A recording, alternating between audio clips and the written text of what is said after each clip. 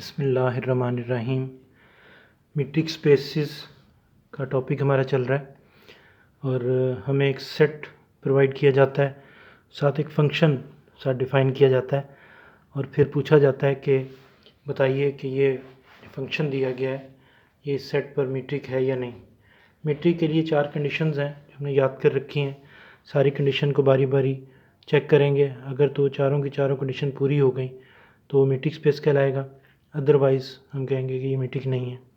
Question को पढ़ना understand करना बड़ा ज़रूरी है। देखिए क्वेश्चन पहले पढ़ते हैं।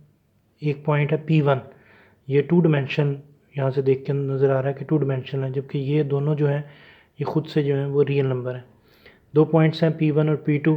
P1 के ये कोऑर्डिनेट हैं, P2 के ये कोऑर्डिनेट हैं और ख़ुद से ये x1 y1 x2 y2 जो है उसने कहा ये रियल नंबर है, लेकिन ये जो दोनों पॉइंट्स हैं ये 2 डिमेंशन है। तो देखिए शो दैट फंक्शन एक दे रहा है डी नाम का जो कि R2, ये देखिए R2 से मुराद क्या है 2 dimensional point, R2 cross R2 पे अप्लाई किया जाए डी को तो जवाब में एक रियल नंबर आता है। अब ये डिफ़ाइन करेगा कि ये जो फंक्शन हमें दिया हुआ डी नाम का ये किस तरह का है, कैसे एक रियल नंबर हासिल होगा।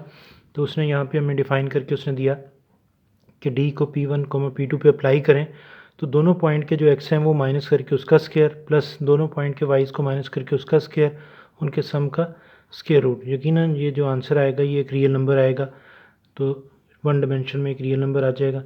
अब उसने कहा है कि प्रूफ न कीजिए बल्कि ये बताइए is a matric on R2, यानी कि ये जो डी नामी फंक्शन है क्या ये R2 पर मीट्रिक है। बात फिर वही है कि प्रूफ कह दे या वो कह दे कि है या नहीं। हमने 4 कंडीशन जो हैं वो चेक करनी होती हैं, अगर चारों फुलफ़िल हो गई तो हम कह देंगे कि ये जो है ये मीट्रिक है। पहली कंडीशन ये थी कि जो डी है जब उसे P1, P2 पे अप्लाई किया जाए तो आंसर जो है वो पॉजिटिव होना चाहिए, नॉन नेगेटिव भी कहते हैं। अब देखिए मैंने कैसे शुरू किया, मैंने कहा जी एज से मेरा था गिवन लिख लिया। अब यहाँ पे देखिए क्या इस चीज़ को अगर अलहदा से मैं निकाल लूँ क्या इसका आंसर कभी नेगेटिव हो सकता है। ये स्केयर की वजह से इसका आंसर कभी भी नेगेटिव नहीं हो सकता। और इसकी बारी आई तो देखिए ये भी क्योंकि होल स्केयर है तो किसी भी चीज़ का अगर ये माइनस में जवाब आ भी जाए लेकिन वो होल स्केयर उसे जो है वो क्या कर देगा, पॉजिटिव कर देगा। इसका मतलब है ये दोनों पॉजिटिव हैं। 2 पॉजिटिव चीज़ें जब ऐड होती हैं तो जवाब में यकीनन एक पॉजिटिव आंसर आता है और किसी पॉजिटिव का जब स्केयर रूट लिया जाता है तो आंसर में एक पॉजिटिव नंबर हासिल होता है।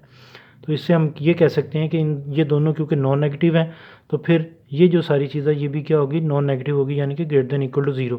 और ये जो चीज़ क्या है ये उसने खुद से डिफ़ाइन किया हुआ है कि ये डी P1, P2 है।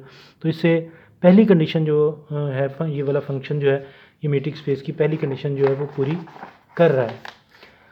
अब आगे चलते हैं, दूसरी कंडीशन पहले याद करते हैं कि दूसरी कंडीशन थी क्या। वो उसमें क्या करना होता है, उसमें ये होता है कि जो फंक्शन दिया हुआ उसे मान लेते हैं कि वो 0 के बराबर है और प्रूव करते हैं कि जिन दोनों पे उसे अप्लाई किया जा रहा है P1, P2 पे वो आपस में इक्वल होंगे।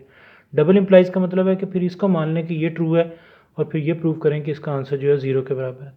तो दोनों 2 काम करने हैं। हमने कहा जी फर्स्ट वी सपोज, पहले हम ये सपोज कर लेते हैं कि इसका आंसर जो है वो 0 के बराबर है। इसका आंसर 0 के बराबर है तो ये उसने डिफ़ाइन किया हुआ कि ये इसके इक्वल है, मीन ये जो सारी चीज़ है ये इक्वल टू 0 है। दोनों तरफ का स्क्वायर ले लें तो ये अंडर ख़त्म हो जाएगा। अब देखिए इसका आंसर जो है वो 0 कभी भी नहीं आ सकता, क्यों, क्योंकि ये कैंसिल होंगे तो 0 आएगा। दूसरा क्या चांस है कि ये इटसेल्फ जो है वो दोनों 0 हों।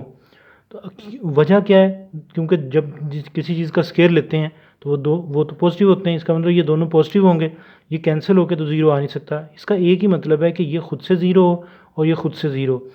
अगर ये मान लिया जाए कि ये 0 है तो फिर मस्ट है कि ये भी 0 होगा और ये भी 0 होगा। ये 0 होगा का मतलब है कि इसके अंदर जो चीज़ है उसका स्केयर लेंगे वो 0 होगी तो स्केयर लेंगे तो 0 आएगा, मीन कि this thing is equal to 0। इसी तरह इधर भी वर्क करते जाइए, यहाँ से x2 को उधर लीजिए, x1 is equal to x2 और y1 is equal to y2, mean कि ये दोनों पॉइंट सेम है। सेम होंगे तो पहला पहले के और दूसरा दूसरे के बराबर होता है। ये किस चीज़ को जाहिर करता है, P1 को, और ये किसको जाहिर कर रहा है, P2 को। तो ये मान लेना कि ये 0 है, क्या प्रूव हो गया कि P1 और P2 आपस में इक्वल है। लेकिन बात ख़त्म नहीं हुई क्योंकि डबल इम्प्लाइज है, तो अब इसको ट्रू मान लेते हैं और ये प्रूव करते हैं। तो इसके लिए एक छोटा सा लफ्ज़ लिखते हैं कन्वर्सली। कन्वर्सली का मतलब होता है, देखने वाले को पता चलता है कि अब इसका उलट काम करने लगे। Now we suppose P1 is equal to P2। अब ने सपोज कर लिया कि P1 और P2 आपस में इक्वल है, तो यकीनन हम क्या प्रूव करके दिखाएंगे कि डी P1, P2 का जवाब जो है 0 आएगा। देन वी कैन राइट, अब P1 और P2 क्योंकि आपस में इक्वल है तो डी P1, P2 को लिखा जा सकता है डी P1, P2 की जगह पर P1। अब उसने कैसे डिफ़ाइन किया हुआ है कि जो P1 और दो पॉइंट आपके पास उनके दोनों के x को माइनस कीजिए। अब ये भी P1 है, ये भी P1 है, तो x1 माइनस x1 का स्क्वायर प्लस दोनों के जो y's हैं उन्हें माइनस कीजिए। अब दोनों P1 है तो y1 minus y1 whole square under जो डेफिनेशन जो डिफाइन किया हुआ उसके मुताबिक लिख लिया। ये कैंसिल आउट हो गई, ये कैंसिल आउट हो गया, जीरो आ गया, आंसर जीरो आ गया। मीन इसका आंसर जो है वो ज़ीरो है। क्या मान के चलें कि P1 और P2 आपस में इक्वल है, तो जो कंडीशन नंबर 2 है वो पूरी हो गई। कंडीशन 3 में क्या करना होता है, सिमेट्रिक प्रॉपर्टीज़ को कहा था डी P1, P2 पे अप्लाई करें या डी को इन दोनों की जगह बदल के अप्लाई करें, दोनों दफ़ा आंसर जो है सेम आना चाहिए। मैंने इस तरह शुरू किया कि लेफ्ट हैंड साइड को सिलेक्ट किया, उसके कहने के मुताबिक इसको इस तरह लिख दिया। अब x1 माइनस x2 में से अगर मैं माइनस कॉमन निकाल लूँ तो माइनस कॉमन जो निकला होगा स्क्वायर की वजह से प्लस हो जाएगा, यानी कि इसको लिख सकते हैं x2 माइनस x1 का होल स्क्वायर।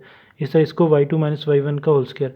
इस पर गौर कीजिए तो ऐसे लग रहा है कि P2 में से P1 को माइनस किया गया है, तो P2 पहले आ गया, P1 बाद में आ गया, तो डी P1, P2 का वही आंसर है जो डी P2, P1 का आंसर है। अब ये तीसरी कंडीशन जो है ये पूरी हुई। चौथी और आखिरी कंडीशन जो है बड़ी इंपॉर्टेंट होती है, स्टूडेंट उसे बड़ा मुश्किल समझता है, लेकिन अगर थोड़ा सा आप उस पर कंसंट्रेट कर लें तो वो बड़ा इजीली समझ आ जाती है। 3 पॉइंट ले लिए P1, P2, P3 जो कि R2 को बिलोंग करते हैं। अगर ये तीनों पॉइंट एक ही लाइन पर वाक़ हैं तो सोचिए P1 से P2 तक का डिस्टेंस प्लस P2 से P3 तक का डिस्टेंस इक्वल होगा P1 से P3 तक के डिस्टेंस के, यानी कि P1, P3 के ऊपर डी अप्लाई करें तो उसका जवाब इक्वल आएगा किसके, D P1, P2 plus D P2, P3 के। इसको इक्वेशन नंबर 1 बना के रख लिया। अगर ये तीनों पॉइंट एक ही लाइन में नहीं है, यानी कोलिनियर नहीं है, इस तरह है, P1 है, P2 है, P3 है, अब सोचिए कि P से P3 तक का डिस्टेंस मस्ट है कि लेस होगा किससे, P1 से P2 प्लस P2 से P3।